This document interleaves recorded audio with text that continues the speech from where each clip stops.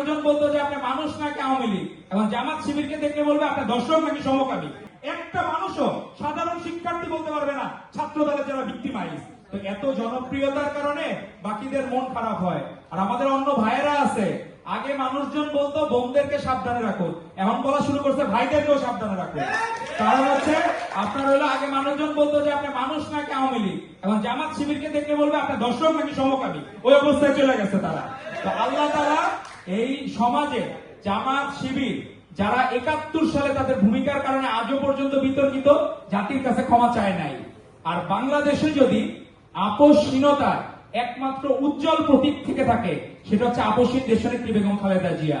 ১৯৯১ সালের সম্ভবত ২৬শে ফেব্রুয়ারি উনি বলেছিলেন, ওদের হাতে গোলামীর পিঞ্জি, আমাদের হাতে স্বাধীনতার পতাকা।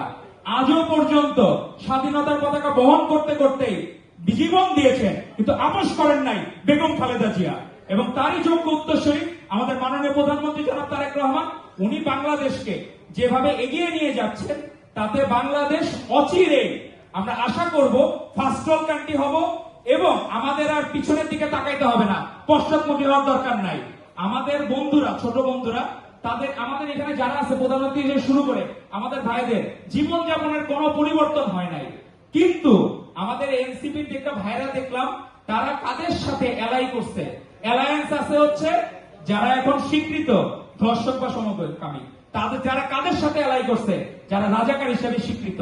তা আমরা আমাদের ভাইদেরকে অনুরোধ করব, আপনারা সাধারণের কাতারে আসুন। আপনারা নিজেরা ক্রেডিট নিতে যে অপরাজনীতি করছেন, সেই রাজনীতি বাংলাদেশের মানুষ দেখতে চায় না।